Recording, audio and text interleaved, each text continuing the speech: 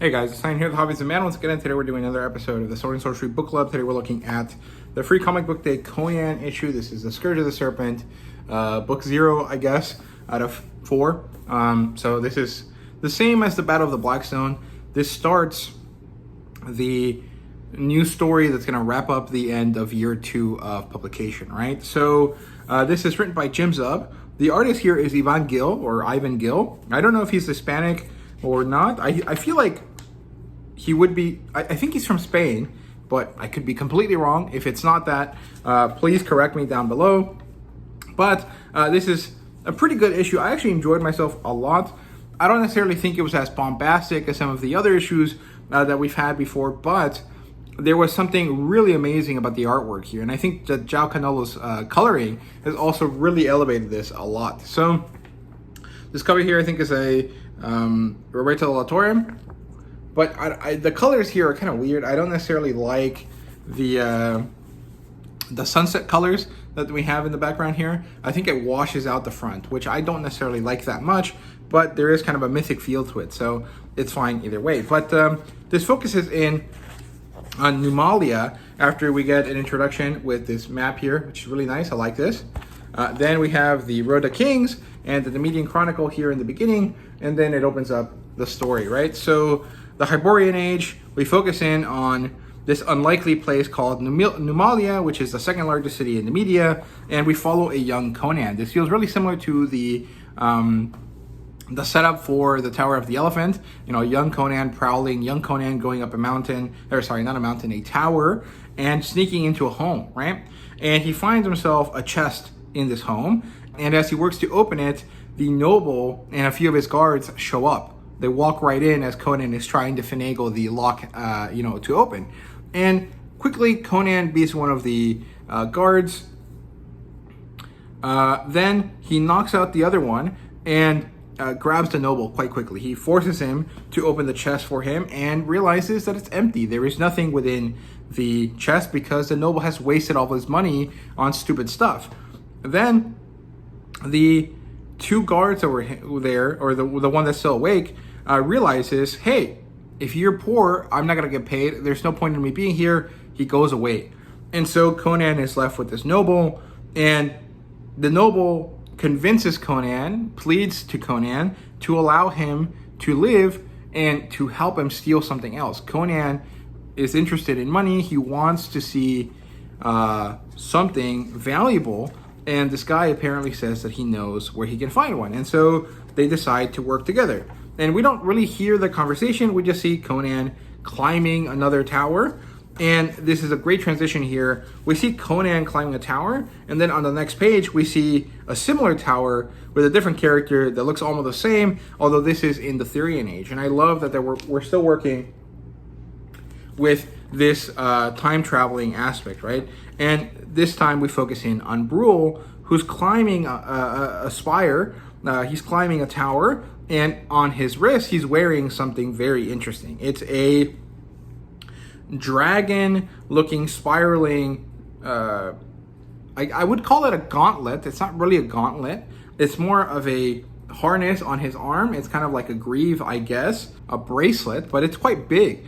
It covers half of his arm. It's not just, around his wrist. This is like a valuable kind of, ornament that he wears around his arm. And it reminds me a little bit of like Wheel of Time. And then this thing shines, its eyes shine, and we transfer over to a different bracelet that looks similar, that is a snake shape.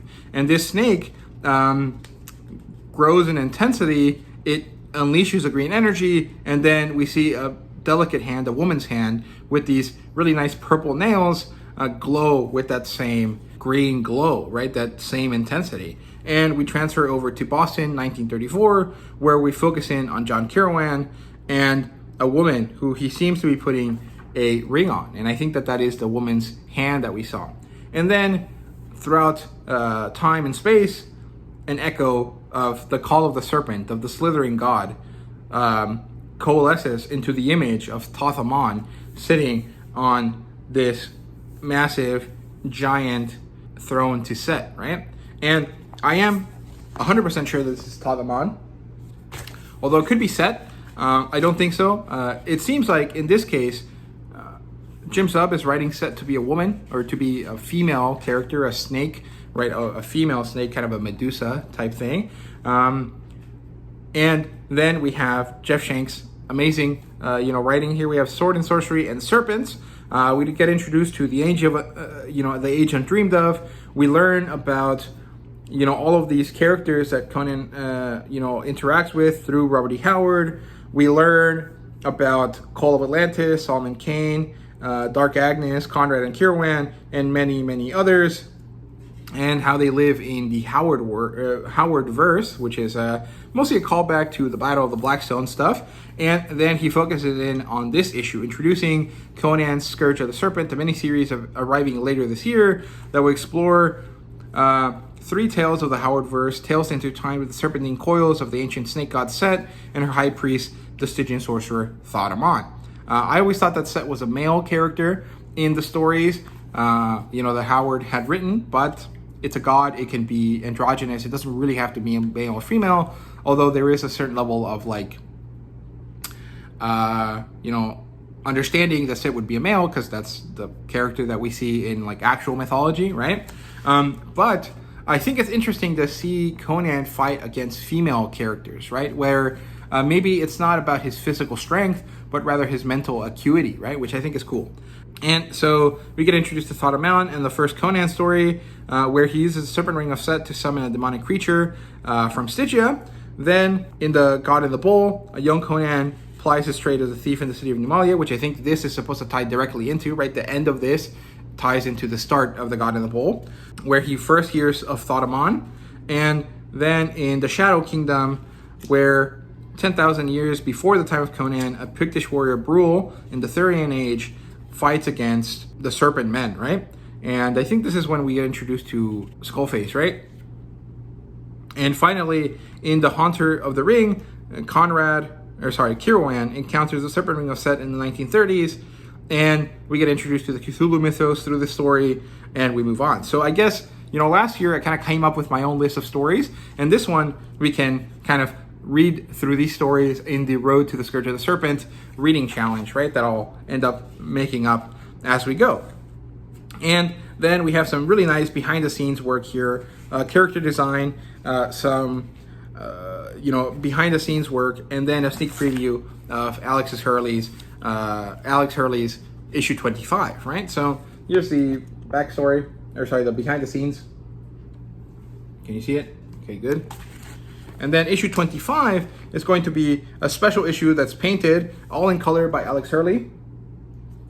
And that's the, image that we're getting. And then here is some more sneak peeks. And I really like that last pin up there. I think it's cool.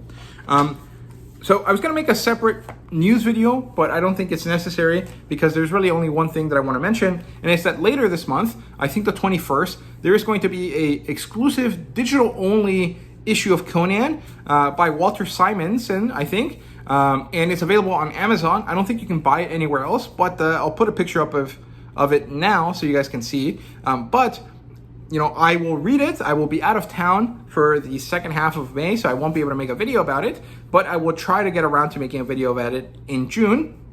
And then I will be going down to Howard Days. I think Jim, answered recently on Twitter that he won't be going there, but I'm sure Jeff will. And Sidge and Dogs is going to be there. He talked to me about it a few weeks ago. So, me and Sidge and Dogs will be down at Howard Days. Jeff will probably be there. Unless Jim is planning some sort of surprise, he won't be there. But, at least you'll get to meet Jeff. And a few other, notable people are going to be there.